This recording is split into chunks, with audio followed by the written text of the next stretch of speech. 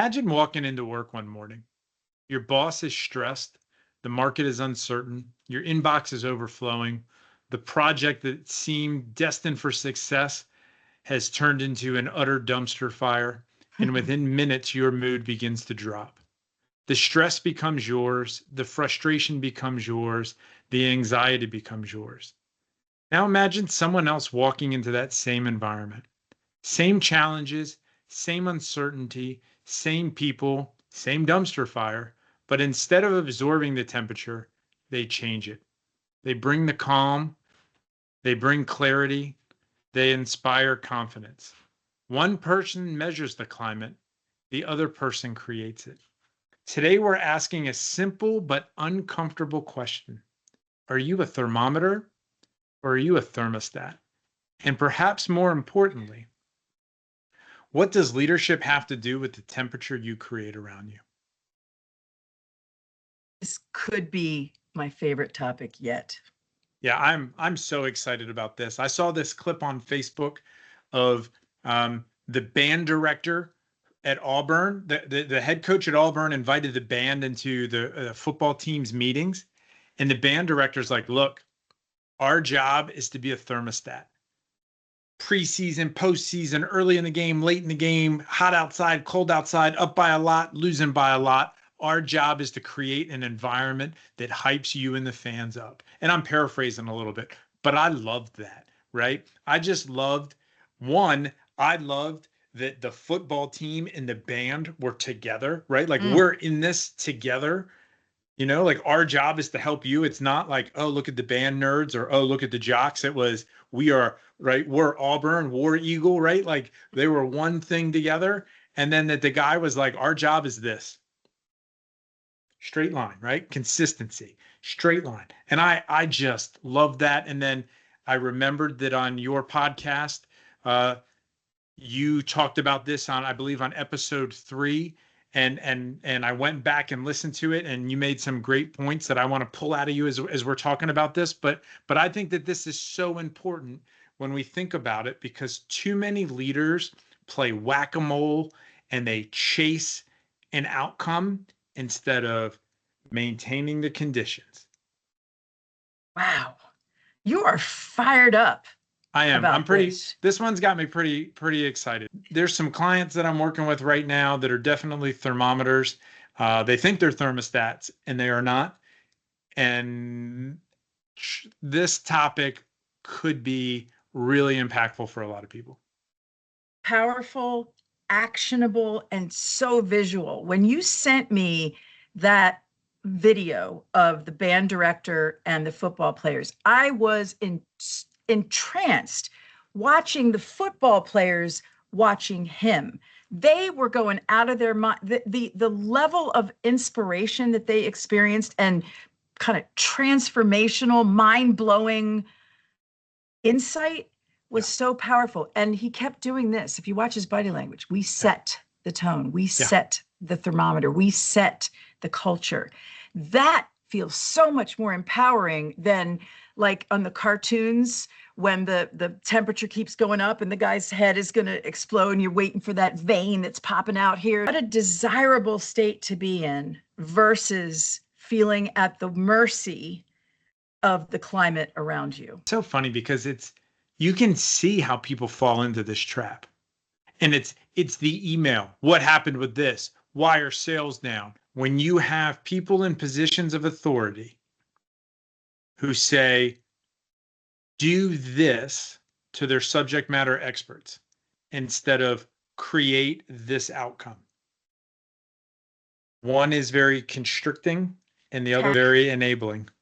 Task focus versus mission focus. Yes. If we focus on whack-a-mole, getting people to do tasks, you will get those tasks done, but you will not inspire people to do more, go farther, try harder. You'll get the exact output that you're looking for, and it will make you happy in the moment because the thing you asked for is the thing you got.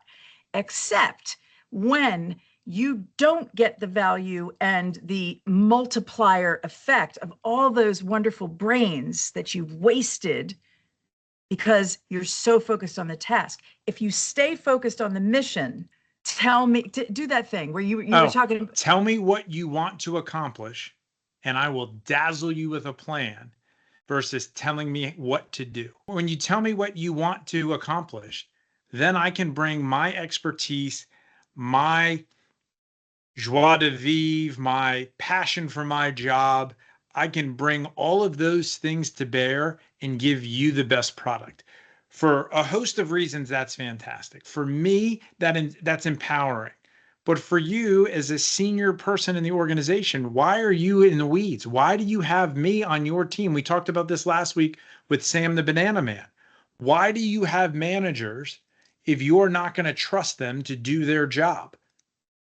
If you have somebody whose job it is to make the donuts, tell them what kinds of donuts and when you want them, and then get the hell out of their way. Otherwise, roll up your sleeves, put on an apron, and make the donuts. But you don't get to do both. It's the leader's job. If you want to inspire leaders, tell them the what, to sell them the why, and to give them the freedom to create the how. Yes, and I want to build on that. If you want to be more than a taskmaster and you want to go beyond having task rabbits who work for you, taskmasters and task rabbits focus on the execution of the what. Leaders enable the how. You can tell me what you want done. That requires no leadership whatsoever. But when you give me the autonomy to and set the conditions, right? You focus on the how I'm going to give you space to do this. Then you are then leading, and you're then giving me room to lead. Otherwise, we're just putting checks and boxes. There's no creativity. There's no autonomy. You're shifting from micromanagement to empowerment, building off of what we talked about last week. Just telling me, hey, I want a 3x3 box. I want it painted red, and I want it by Tuesday. Okay, You'll cool. get it. I can do that. There's no creativity there. But if it's, hey, I want a podium that our champions can stand on so that when the whole crowd looks at them, they're high enough for everybody to see, and that we can get good camera angles and it works for the light and the colors of the base match with the uniforms and it really pops. Now I get to cook. I get to do what I'm good at. Freedom is bestowed. The empowerment is enabled. You're building a leader. Great leaders build great leaders. Your friend's dad, when you were doing the roofing, he didn't hire you for one, he hired you for the other. Oh yeah, right. I didn't hire you to think. I hired you from the neck down. Right? Fine. Whack-a-mole. I will get the job done. But if you want innovation, think about every innovation that has happened in your life, things that have gotten much better or ideas that have been really inspiring. Did they come from being told you've got to just do this one thing, or did they come from an unleashing of your creative spirit? That doesn't mean you're giving away the mission. It doesn't even mean that you're giving away the method. It means that you're allowing your people to participate in the plan and its execution. It's the difference between being a transactional leader, which is focusing on compliance, and then being a transformational leader where you're focusing on ownership and belief. And I'll give you a quick example. I've talked about my mentor, Gene, multiple times.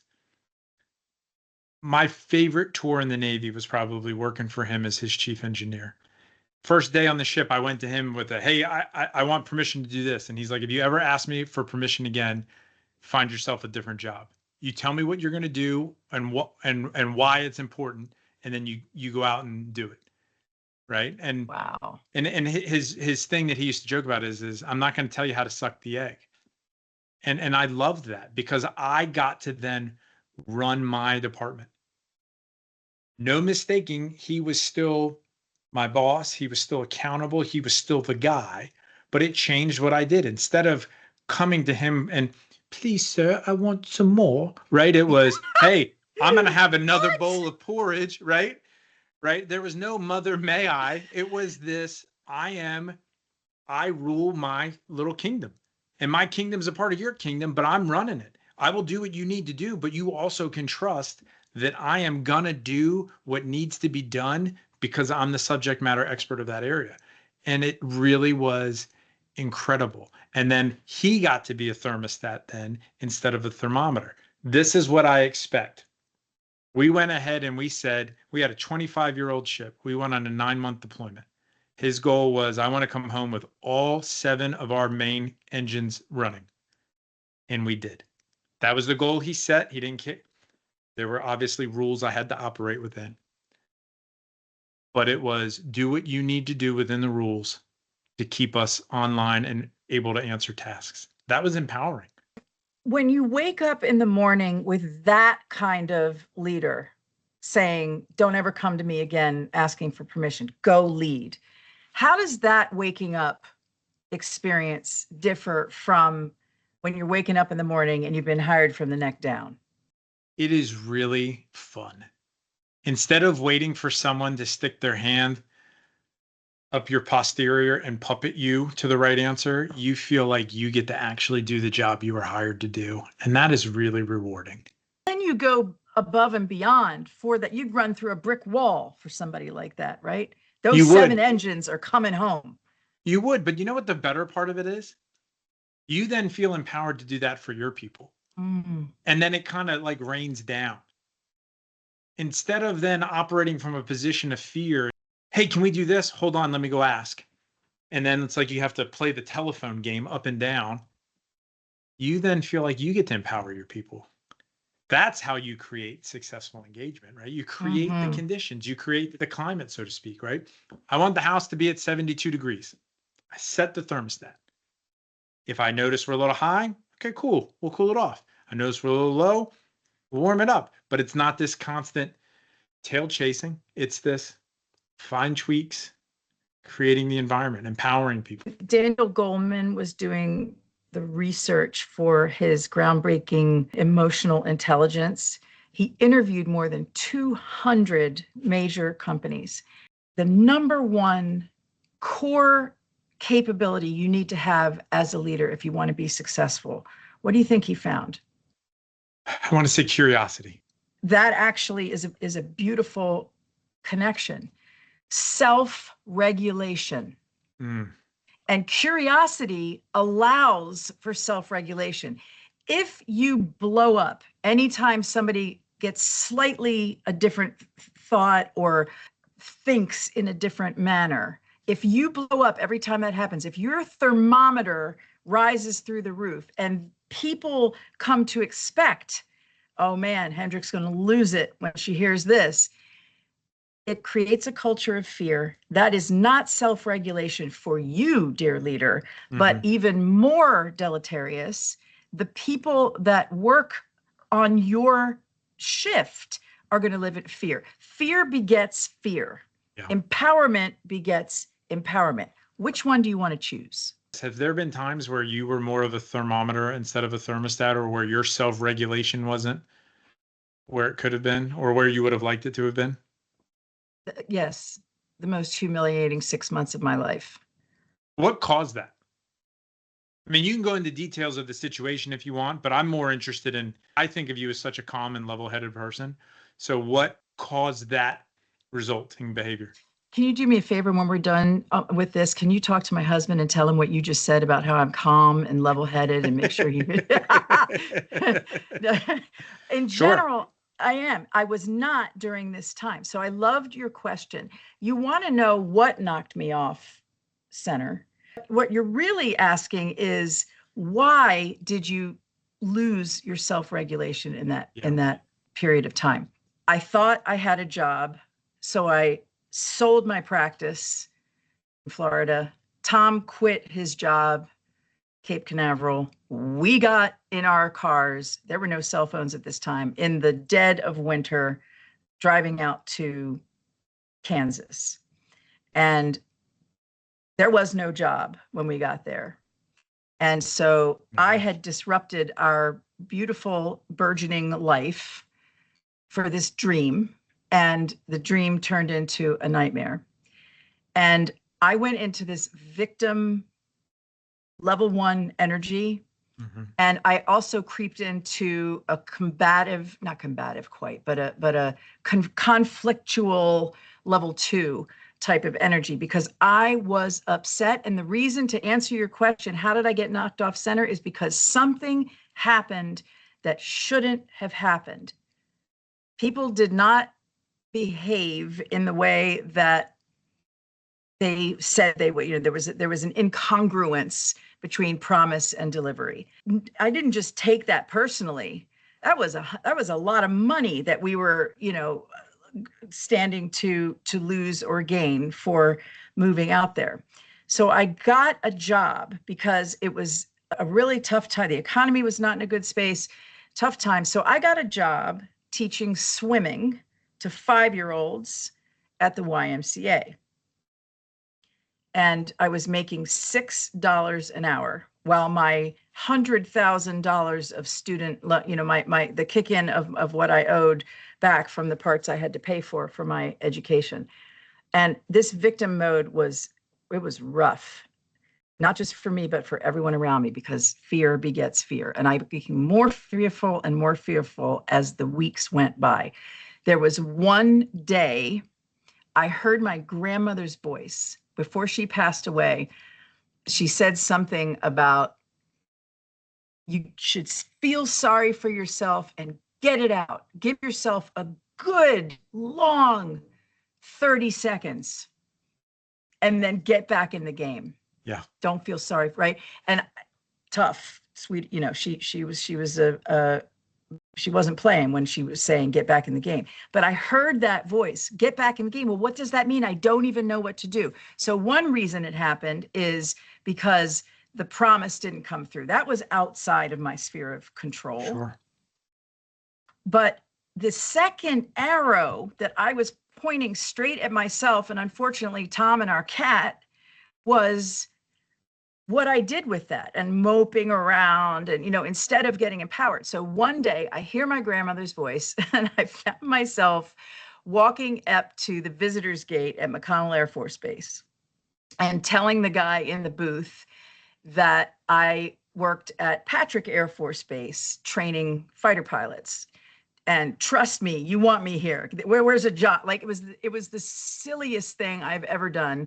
And yet 2 weeks later, I was teaching aviation psychology at Embry-Riddle Aeronautical University to the airmen and the pilots who took care of our refueling KC-135s. I put myself out there. It's such a trite statement, but get over it and move forward. The point of this is, I did not know at that time that I would have that story to fuel me when I'm trying to teach leadership to others. But had that humiliation, pain, shame, desperation not happened, I would not be able to say, I understand how hard it is to become a leader. So I'm grateful. I'm so grateful for those polywogs, those little tadpoles that I was teaching while I was, racking up the bills. I'm so grateful for that because I have never since taken a job or a coworker for granted. I really appreciate you sharing that. And the part that really sticks out to me is you had that moment where you were running hot. Your system was stressed. And then at some point, though, you calmed down enough, you regulated to get into problem solving mode. Yes. And instead of like oh my God, what do I do? What do I do? What do I do? It was, okay, be very deliberate. I don't know that I would have thought to walk up to the gate to a base. Like that's, it was that clarity that comes after the regulation. Clarity that comes after the regulation. That is a little mantra. If we can kick ourselves into gear when we get into that level 1, level 2, upset, debilitated energy, to say the way out. What is it? Your favorite Stoic book, dude? The obstacle's the way. The obstacle is the way. You're arguing with your spouse. In the history of the world, no woman has ever calmed down by her husband telling them to calm down. Write that down. That's a fact, amen, right? Brother. So that has never happened. But when we calm down, you can't meet emotion with logic. You have to wait. correspondingly with your kids, right? You can't yell at them when they're hysterical. There's a lot of applications for this regulation piece of being able to downregulate or upregulate to meet the situation to what you are trying to intentionally create. You just taught me something about leadership. I needed to downregulate my upset, my activation. I was probably diagnosable with panic attacks at that time. I hid them because I was super active, I was swimming a lot, but I think I was having panic attacks in the water. You just couldn't hear them. And so I had to downregulate that, but I had to upregulate my motivation and my willingness to risk the fool. Yeah. Risk being, I am not doctor at this moment. I am, Miss Susan. Can I have my towel? Mm-hmm. No, Jimmy, put your goggles back on, right? Like that was an upregulation to get over myself, stop whining, but start doing something differently. So thank you for that. That thermostatic regulation was without a doubt the turning point in my career. How about you? Do you have any examples where you, instead of being able to be a thermostat, found yourself as a thermometer? I probably spent more time as a thermometer than I am proud to admit. And I think a lot of it comes from being stressed and constantly under pressure and everything being a priority and constantly feeling like you're at the tail end of the whip. From a husband perspective, a parent perspective, and work experience. You're maxed out at home. The kids are screaming, right? You think of a crying baby. Not really a lot of bandwidth left to be a patient spouse. Problems with the spouse probably doesn't translate to calm, rational behavior with the children. Problems at work, things that happen, and then you're constantly keyed up, and we've talked about this before, feeling like you're stuck in a fight or flight mode, and constantly on the fight side. Many times where I probably am not good when the milk spills, but really good when there's a fire. Funny, because little things, I can think of many times where it's like, why won't this work? And it's like the printer. But then they're literally like, the engine room's flooding. I'm like, okay, cool. Let's go figure that out. What a contrast. And how did you find your way toward becoming more of a thermostat? I think a lot of it was reflection of like, I am overreacting about really dumb stuff. It required a 3 and I gave it a 10. Something's wrong. And I read a really good book. It's called The Science of Stuck by Britt Franks. And she talks about being stuck in a fight or flight kind of mode. And reading that book really kind of helped me like, okay. And learning to lead with taking a breath and asking a question before I made a statement. Curiosity. Yeah. So we should put that book in our socials. So if folks want to check it out, there's a parallel in psychology, and I hesitate to bring this up because it's going to be a little controversial, and I need to put the proviso in as I'm saying this. This is not about diagnosing mental illness. There is a Diagnostic and Statistic Manual of Mental Disorders 5 diagnosis called intermittent explosive disorder. And it was designed to help characterize kids who, and I probably wrote 50 psychological evaluations over the years with the following exact sentence. His response of anger, frustration, crying, blowing up the building, whatever it was out of proportion to the precipitating stressor. That's the phrase. A response that is out of proportion to the precipitating stressor. I felt such an honor to get to work with kids who really, once they were able to learn to regulate emotions, have a place to put them, to your point about when things aren't going well at home, we bring it into work, or when things aren't going well at work, we bring it to the kids. The ability for the kids who suffered from intermittent explosive disorder to find a way to self-regulate and move forward, it was transformational to watch them build a sense of agency over their bodies, not just their minds and their hearts. Our whole body is a symphony that gets involved when we get activated. And it can feel out of control. And by the way, your amygdala, the back of your head, does not know that you aren't about to be eaten by a bear. Yeah. It treats the rude comment in the team meeting about your Excel spreadsheet similarly to I'm about to be eaten by the bear. So I loved that. That was one of the greatest honors of my life, getting to work with kids who were open to developing different ways to deal with precipitating stressors. Because P.S., those precipitating stressors get harder and harder and more frequent and more consequential the older we get. I love that you brought that sentence up. And I want everybody for a minute to indulge me. Imagine The Office. Imagine Michael Scott.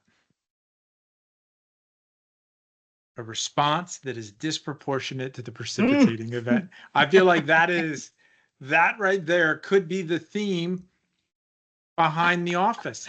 And I think, though, that is really like, that I think is where a lot of leaders, and I would love your thoughts on this, but I think that's where a lot of leaders fall short. We're going to have fun, damn it.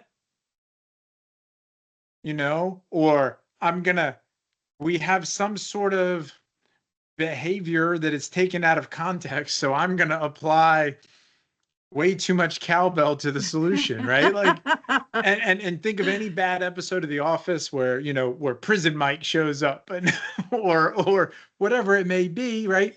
The best of intentions, but like the response is disproportionate to the precipitating event. And I wonder if maybe that sentence is at the heart of why culture initiatives fail within organizations. This is so inappropriate, but all I can think about is Ron Burgundy. I'm in a glass case of emotion. The Michael Scott. So whether it's Anchorman or the nightmare boss that we think about. Oh, this is perfect timing. Amelia heard me in my glass case of emotion, and she came to rescue me in this moment. Fear is contagious. Thank you, Amelia, for teaching that. So, Jeff, your point, that when these things happen, why do we lose it? When we do talent reviews to see who is leadership material, 100% of the time that I've been a part of this, an element of whether a person is deemed to be leadership material, meaning potential to develop into a role of management, self-regulation is a key part of that equation. But if you can't keep yourself together, people will not trust you. Yeah. When people are pressurized, that then leads to the micromanagement. The micromanagement is just the symptom of this response that's disproportionate to some precipitating event. What have I done to make you think that I'm untrustworthy?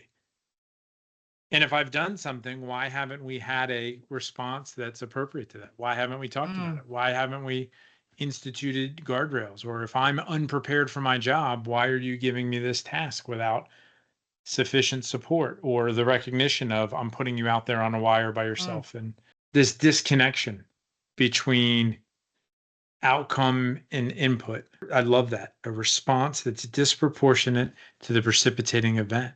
Imagine if your response could be overwhelmingly appropriate.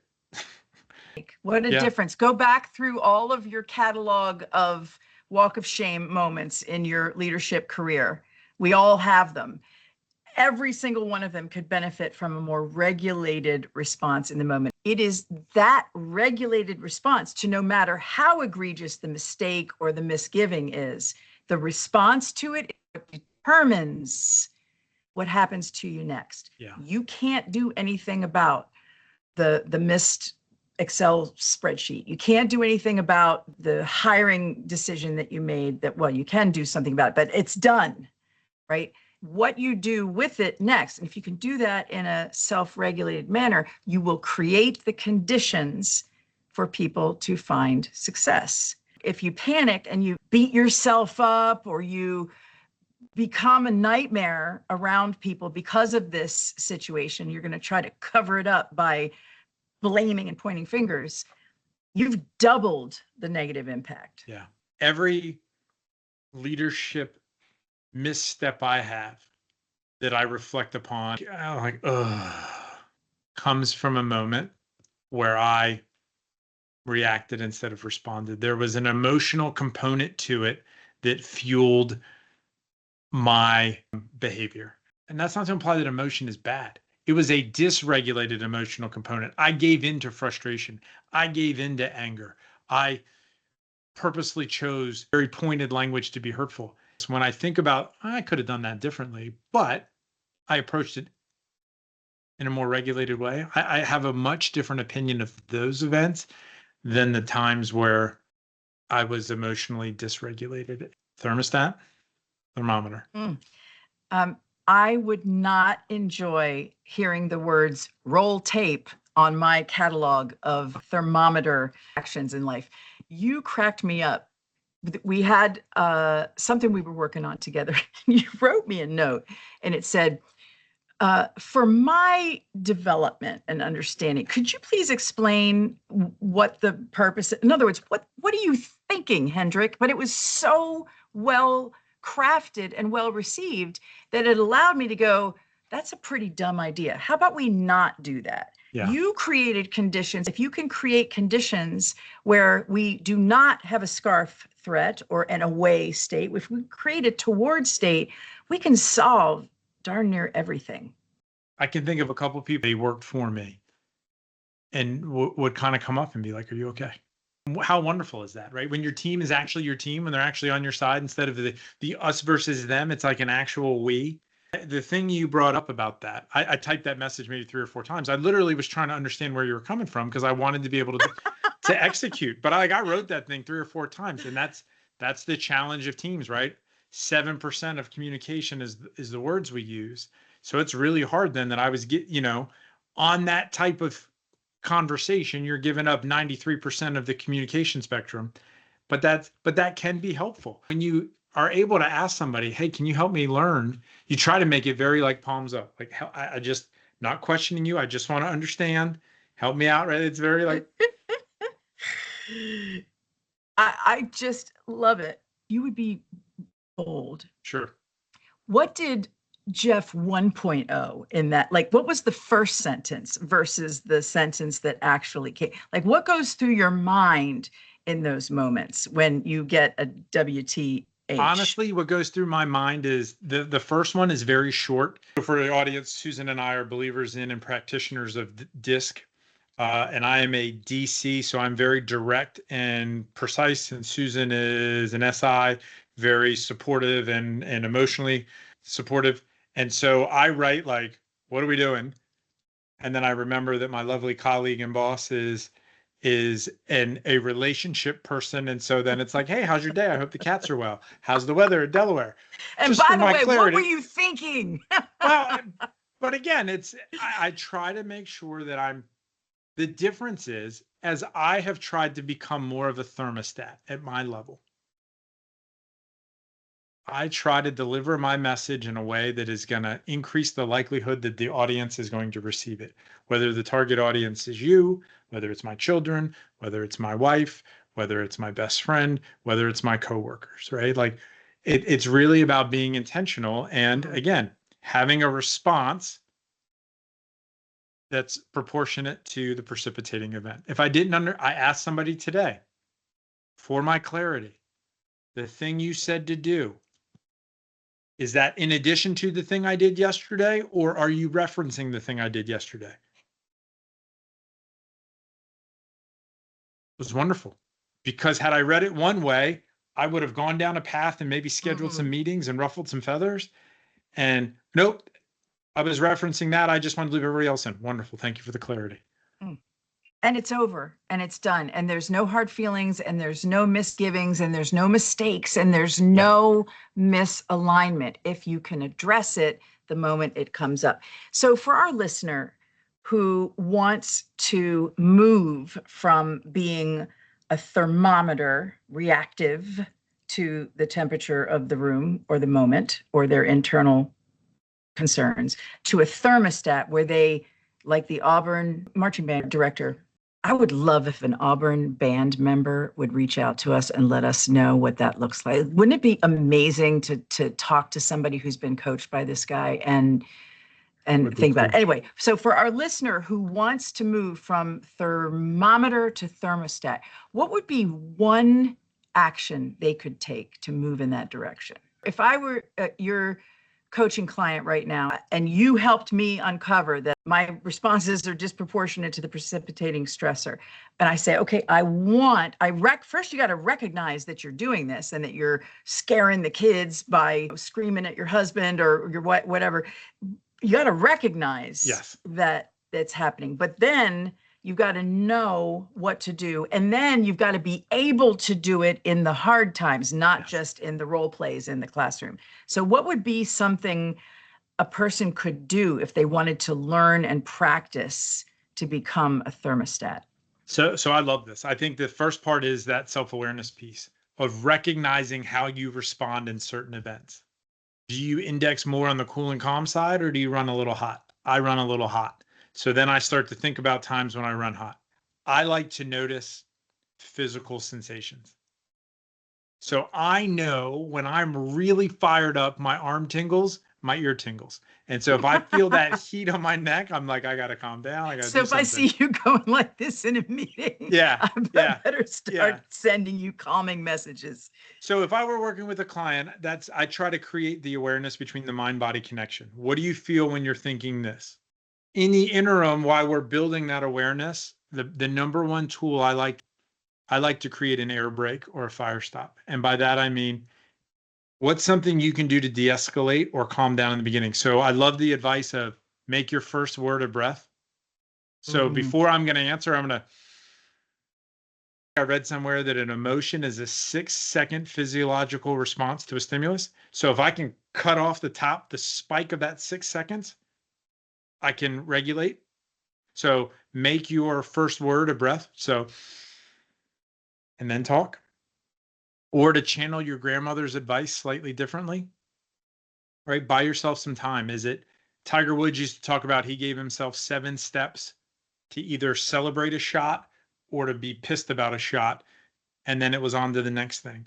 And so then there's something along those lines, whatever's appropriate to the client, about, okay, what is it? I'm going to take 10 seconds. I'm going to do some breaths. I'm going to play my favorite song. What's something that creates space to bring the temperature down so that you can get closer to being appropriate?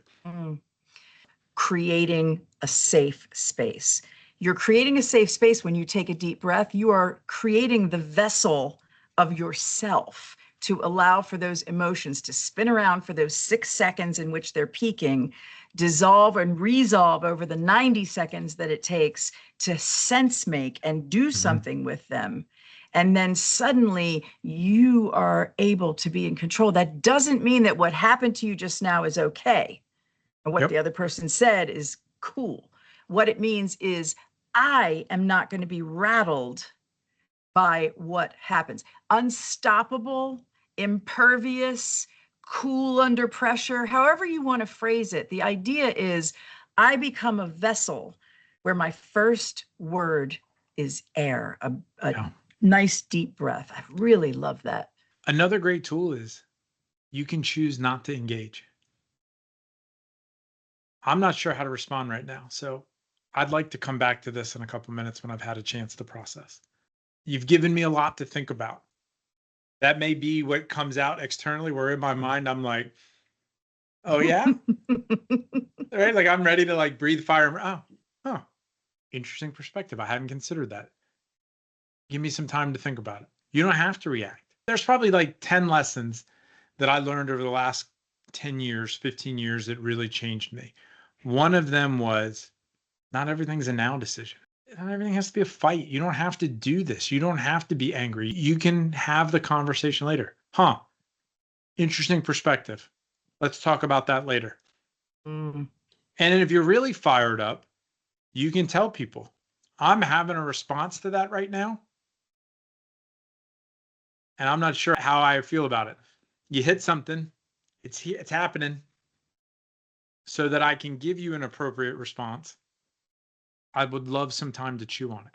My second response is going to be more favorable to our partnership than my first. Would you allow me a moment to generate my second response? Yeah, I've used that with my kids.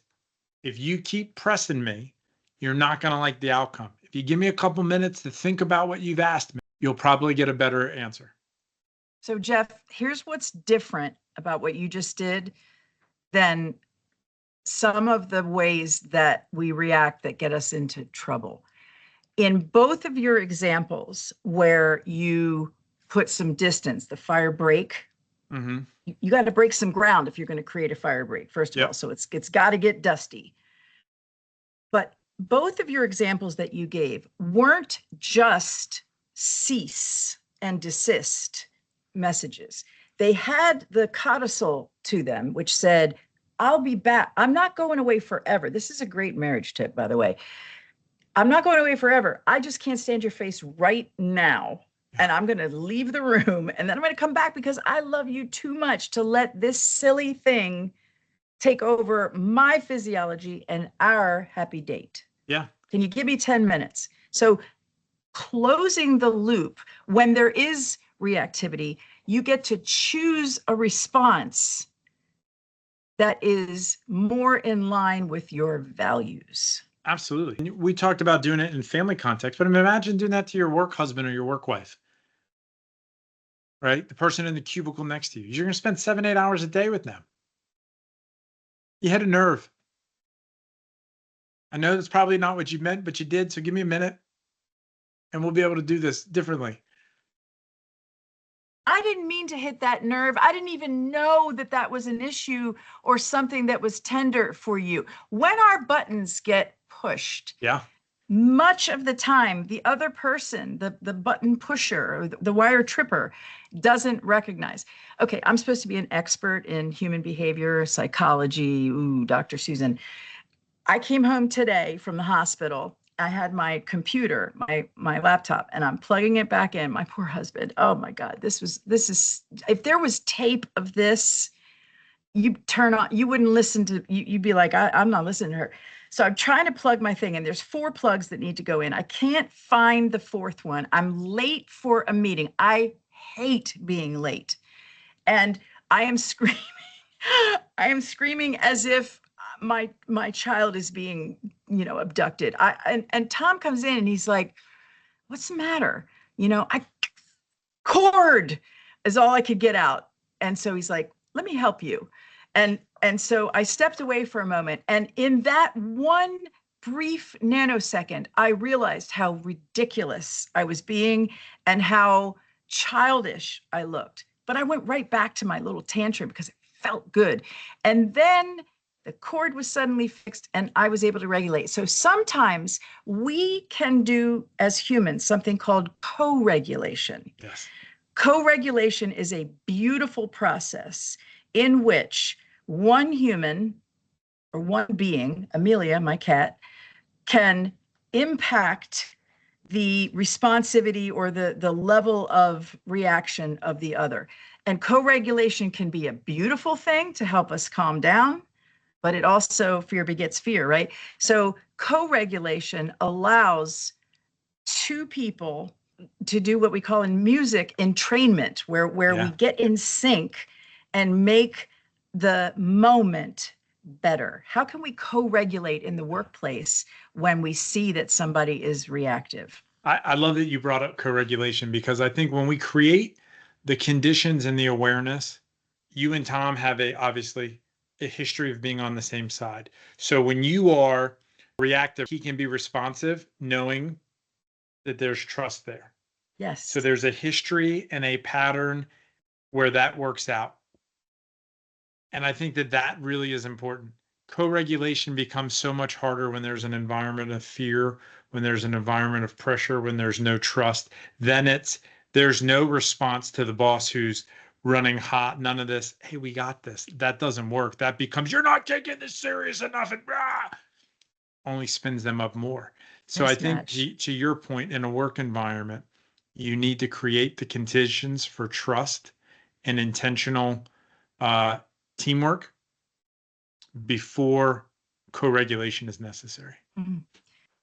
The impact that we have on the neural network of those around us. It's just like the great tree, the hidden life of trees, and how trees underground are all communicating with each other. If one tree gets a disease or gets sick, the others will send chemicals through their root system to help that tree heal. We are all part of a system. So I had two cool things happen today before we wrap.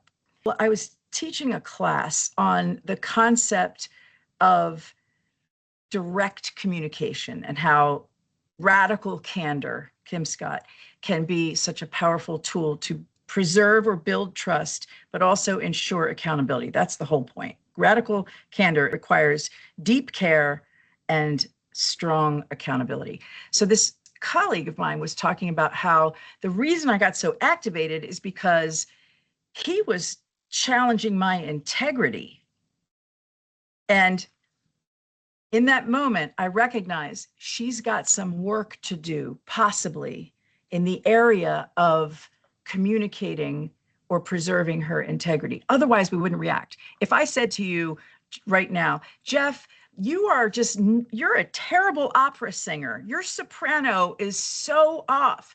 You would laugh at me because A, you're definitely not a soprano, but B, you don't care about singing soprano in an opera. But when you care about something and it's attacked, perceived to be attacked, you have so much more reaction and response.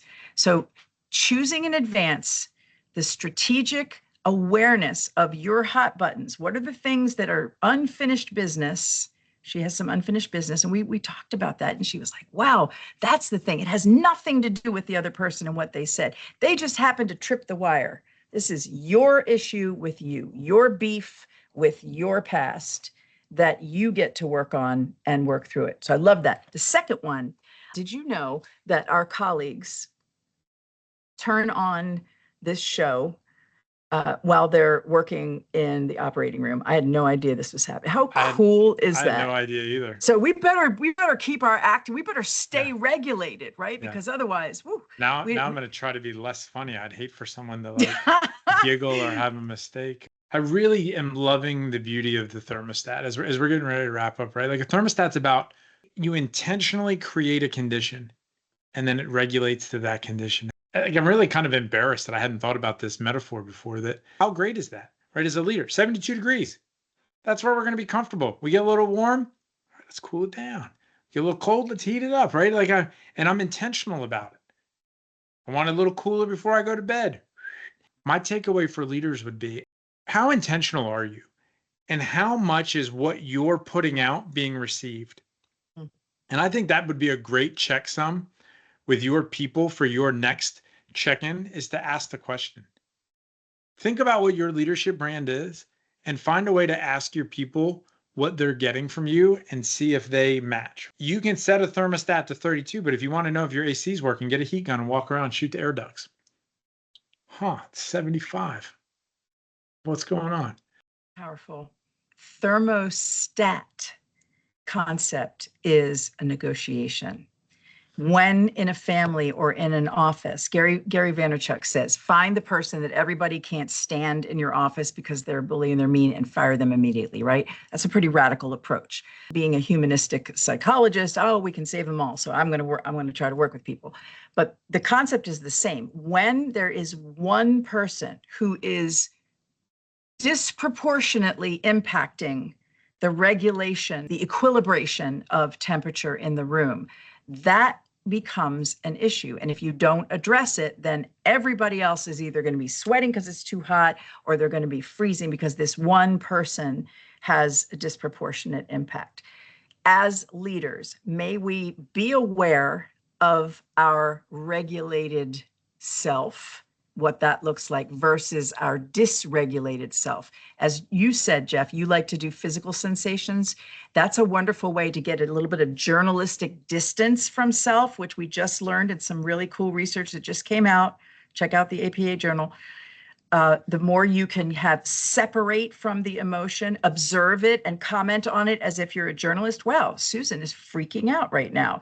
She just needs to plug in a cord, and somehow that's an emergency. You know, the more we can get that distance, the better we can regulate. So, dear leader, pay attention to your steady state, your goal in terms of your regulation or regulated state, and what triggers you or trips you into dysregulation, and then how can you bring yourself or each other back to center. This was so much fun. What a great conversation. Yeah, absolutely. So thanks, Susan, and thank you to the folks at Auburn. I hope you have a wonderful season, except when you play Florida, or if you should happen to play Florida State or Penn State. We want you to subscribe, because when you do that, you're going to get a little ping, and it won't be often. It'll be just once in a while. And sometimes you get the message right when you need it.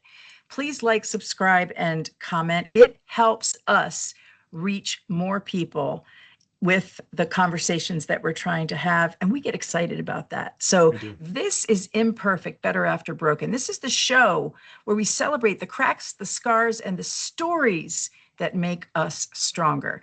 I am Susan Hendrich. I'm Jeff Servello. 6 p.m. Sunday nights, every night. You can find us on all of our socials if you missed the live. Thank you, Jeff. Peace. All right. Thanks, Susan.